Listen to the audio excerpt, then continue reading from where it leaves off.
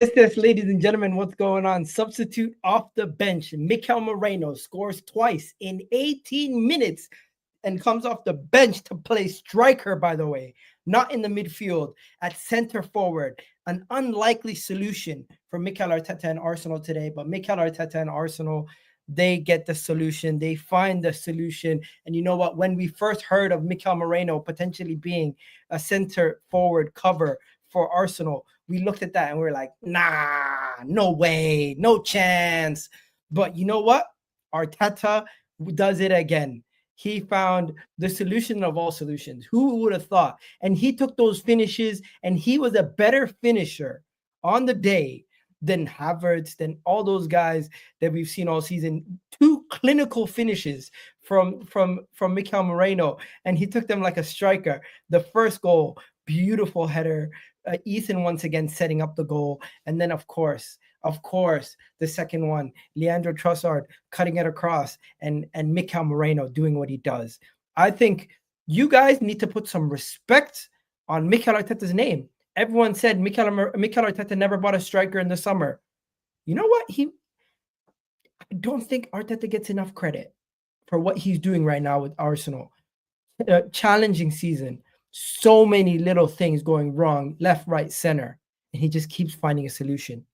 Arteta gets clowned a lot. Mikel Arteta gets clowned. But for Mikel Merino to come off the bench and do what he did, round of applause to Arteta. It was a masterclass from him in that game. And there's so many negatives, so many positives, so many things we need to discuss in today's video. But before we go any further, I just needed to get that off my chest. Shout out to Arteta. Shout out to Mikel Merino. Those two, Mikel Merino saved the game, came off the bench, scored the 2 goals. Arteta, of course, with the substitution. But the guys who, for majority of the game, held it together for us. The guy who was the guy for Arsenal for majority of the game, it was none other than the man, Ethan. Ethan today ran the show. Ethan today was carrying Arsenal. At the age of 17, Ethan Nwaneri is next level, ladies and gentlemen. Ethan is next level. Ethan, at the age of 17, is carrying Arsenal Football Club. We have to have a serious discussion about this. How is a 17-year-old the person who we're playing everything through? Maybe it's because we got a little bit used to our Bukayo Saka, but today Ethan was doing a Bukayo Saka level carrying job. He was the only person in that attack that was doing anything. And I would say because the likes of Raheem Sterling and Trossard were off the paces for a majority of the game. And we're going to get into them in a second. But I just wanted to start off by mentioning Mikel Merino, Arteta, and of course, also mentioning Ethan. What a baller we have on our hands. Ethan is special, ladies and gentlemen, and he could have scored numerous chances today. There were so many close calls, but Ethan today, he also set up the assist for the opening goal for Mikel Merino's goal, and you just got to say nothing but the utmost respect to everything about this kid. Ethan is an absolute baller, ladies and gentlemen. Now, next, let's go next and talk about what's next. What do we got to talk about next? With every positive, there's going to be a negative, and the negative is Raheem, the Dream, Sterling. We have to have an honest and respectful conversation about Raheem Sterling. And today, we find out what we should have already known. He is finished. Raheem Sterling at the top level is finished, ladies and gentlemen. Raheem Sterling is a shell of his former self. This man is not coming back. The discussion has to be honest and respectful. I feel sorry for him that he is nowhere near the paces that he used to be. He's just not of the level. We did not even pay a single penny to Chelsea, but I genuinely feel like they scammed us. And it's down to the fact that he performed so terribly. He couldn't do anything down the byline. He couldn't do anything 1v1. He couldn't do anything in the box. He couldn't do anything whenever he received the ball. I honestly believe Mikel Merino will now start the next game because Raheem Sterling was so bad, you couldn't believe that he was playing as an attacking player. You would have thought he was the defender playing out of position. The way that he performed today, he was horrendous, mate. Horrendous performance from Ethan, and we just had to have that discussion. Well, with every negative comes a positive, and another positive we're gonna mention is another youngster performing out of his skin, Myles Lewis-Skelly. Myles Lewis-Skelly genuinely saved us today. Myles Lewis-Skelly at 0-0 saved us today. The defensive last-ditch tackles, the ability to do his job, and this is now him making his 8th start at Arsenal. Myles Lewis-Skelly, Ethan, we have some ballers in our team, and we are so lucky that these guys have come through our academy and done so well. You got to give them the most respect, because they could have left. They could have said, you know what, they were never going to get a chance. But I need to show you guys what Myles Lewis-Skelly did and how he saved Arsenal today. Final, I think it was 73rd minute. I have it in front of me, the screenshot. 73rd minute, 0-0. What does he do? Last ditch saves the ball, gets it out of the way. Myles Lewis-Skelly today, you got to give him credit. Now we're gonna get onto some other players. We're gonna get onto some other players in a minute. But let me know what you guys think in the comment section, guys. You guys are also welcome to super chat. Please do hit that like button. Please do hit that subscribe button while you guys are here. But let's get on to the captain, Martin Ødegaard. That was not a captain's performance from Martin Ødegaard. Martin Ødegaard today, let's have a discussion, because that was horrendous, ladies and gentlemen. What was Martin Ødegaard doing for majority of that game? Misplacing passes, not playing so well. People would say, you know what, cut him a break. He's not playing with the best players. He's playing with the likes of Trossard and Raheem Sterling, and they were the ones that were getting offside. But no, you're the captain. Slow down the pace. Hold on to the ball. Play the player on when they're on. And also, when you're calling for the ball, I need you to shoot.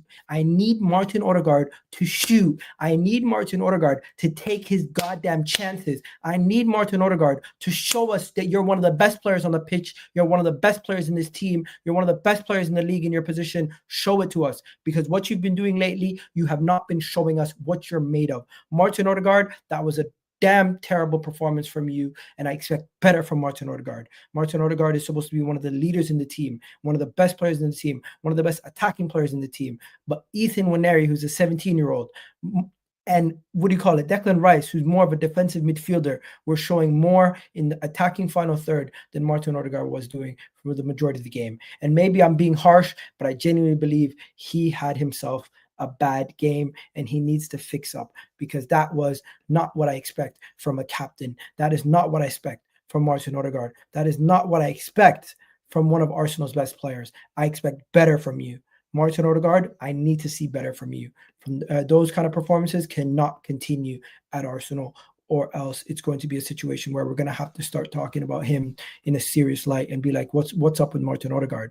Now, the defense, I need to shout out one defender specifically, Timber. Timber was on job.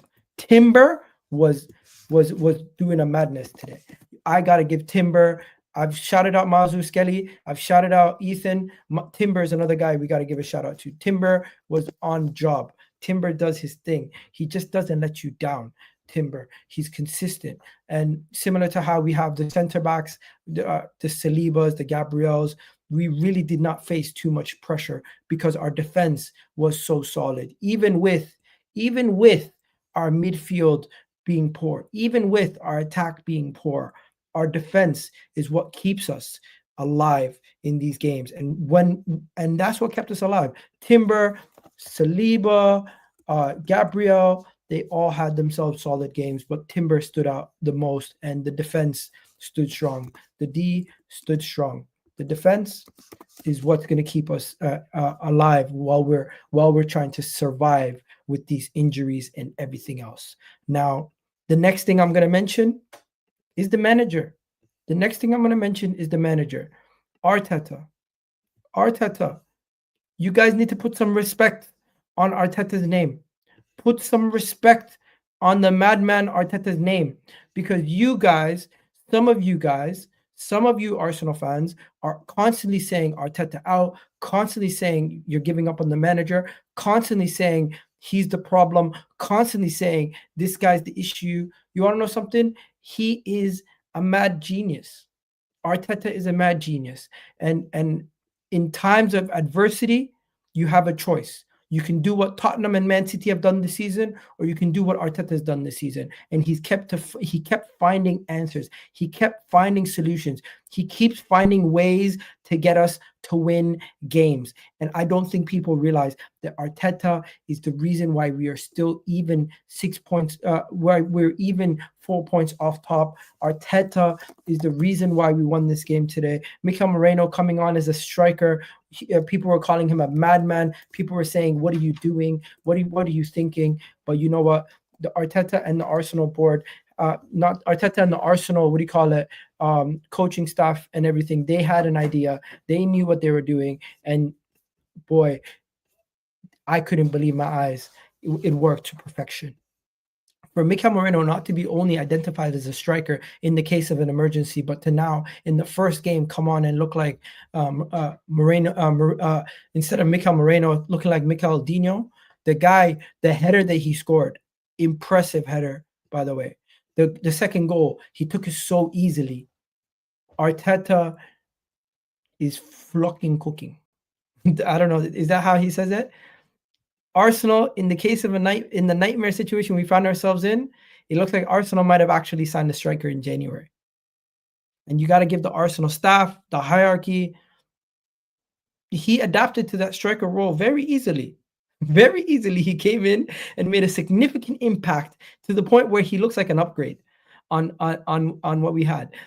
And because of Raheem Sterling, I think Arteta is going to start him next game. And that was the first time. That was the first time in Mikel Merino's career he started as a striker.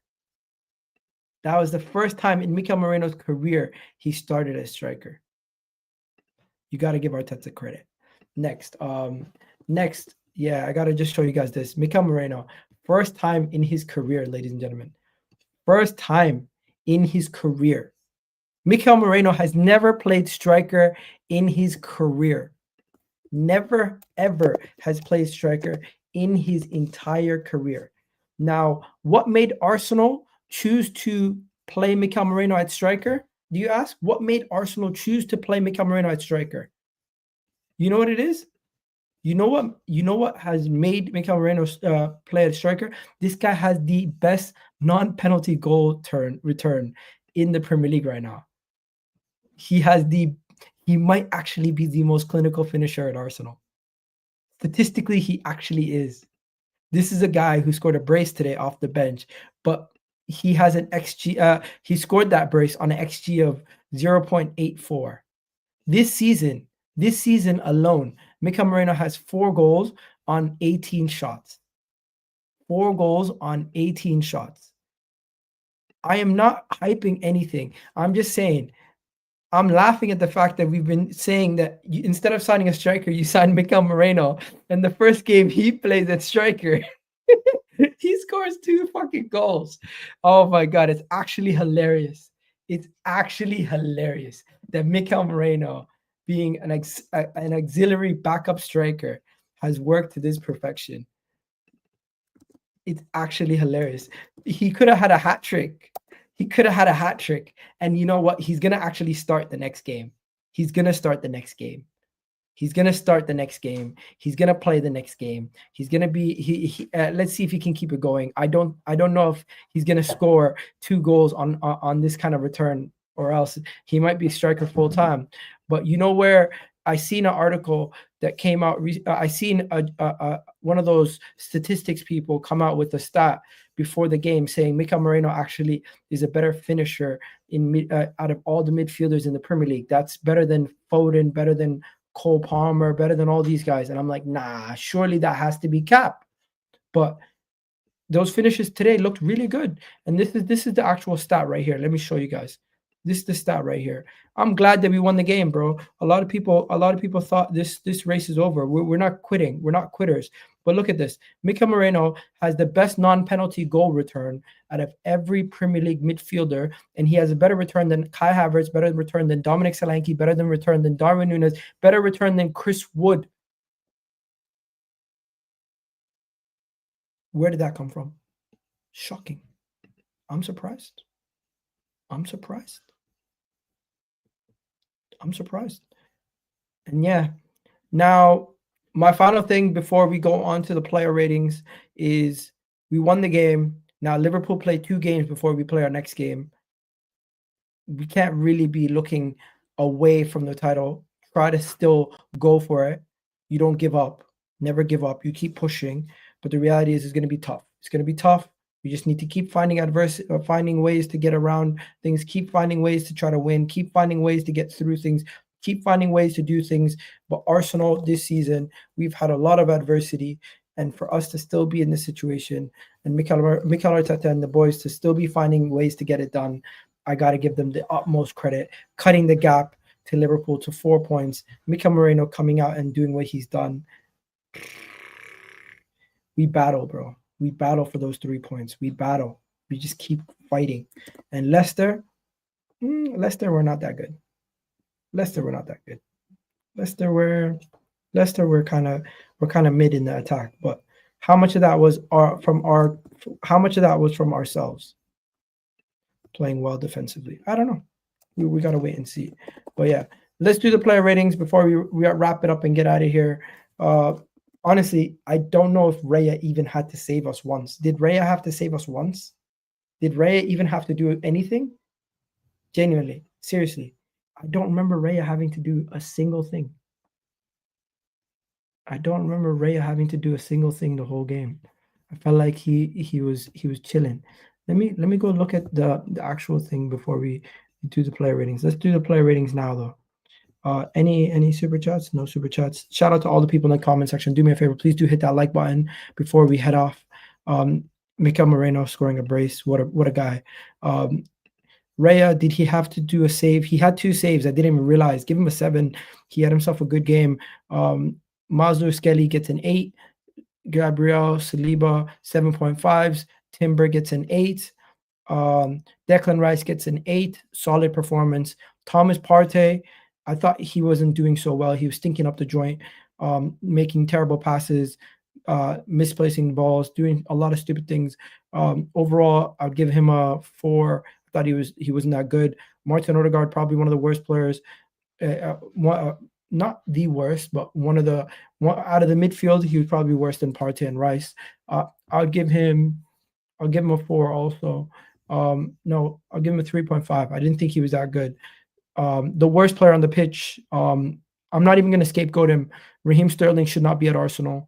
He just shouldn't. He's no longer a football player at the top level.